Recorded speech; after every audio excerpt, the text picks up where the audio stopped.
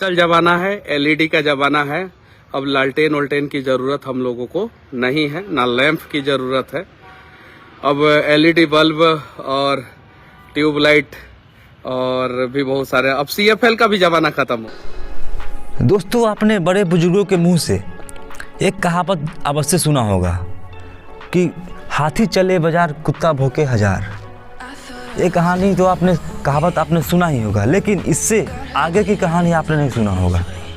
दोस्तों, जो मैं आपको बताने जा रहा हूँ, जब हाथी बाजार में जा रही थी और कुत्ता भौंक रहा था, तो कुत्ता को ऐसा लग रहा था कि हमारे भौंकने से हाथी डर गया है और वो हाथी कुछ नहीं बोल रहा है। तो दोस्तों, कुछ ऐसा ही हाल है हमारे चड्डी छाप पत्रकार, माननीय बिहार के सन ऑफ बिहार कहे जाने वाले अपने मनीष भैया का। दोस्तों, मैं इनकी काफ़ी इज्जत करता हूँ, इनकी पत्रकारिता के लिए, लेकिन जेल से आने के बाद इनकी मानसिक स्थिति कुछ सही नहीं है और सोशल मीडिया पे कुछ ही पक देते हैं आकर।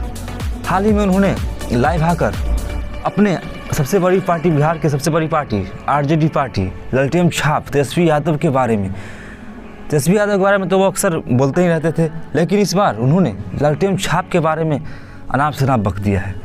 दोस्तों, उन्होंने बोला था कि अब ललटेन का ज़माना नहीं है, अब समय बदल चुका है, अब एलईडी का ज़माना है।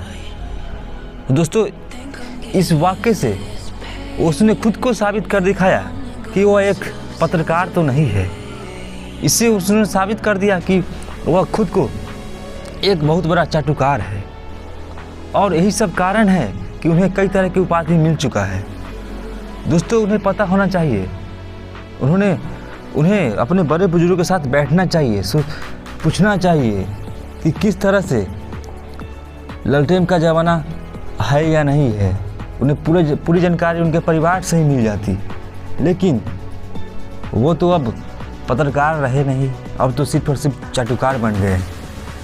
दोस्तों, मनीष कश्यप अपने आप को बहुत बड़ा पत्रकार समझता है, सबसे बड़ा ज्ञानी वो समझता है। उन्हें हर एक जगह पूरे बिहार में कमियां ही नज़र आती है। और वहीं यूपी में गए थे जब राम मंदिर की तरफ, तो उन्हें चारों तरफ विकास नज़र आया था। दोस्तों, यही सब कहावत पर सूट बैठता है कि जिस थाली में खाया उसी में छेद किया। और ये सब तो खैर दूसरा बात है, लेकिन यह इनकी जो वाक्य है यह साफ साफ जाहिर करता है कि यह एक पत्रकार अब रहे नहीं, सिर्फ और सिर्फ और चाटुकार बन के रह गए हैं।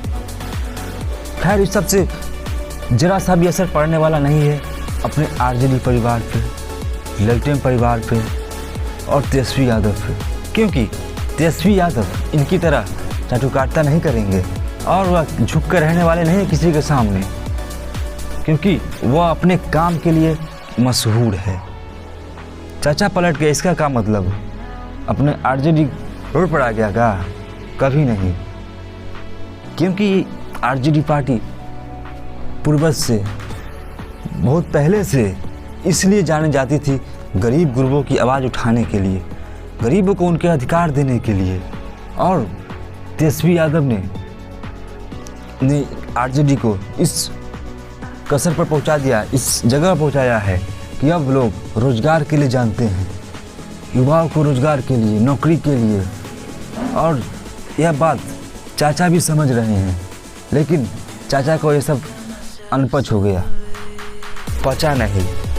उनको तो चाहिए वही वाला राज, वो अपने गद्दी छुड़ाना चाहते थे और यही लालच में चाचा इधर उधर भटक गए हैं। लेकिन आने वाले समय में अब चाचा के लिए सही खबर रहेगा नहीं।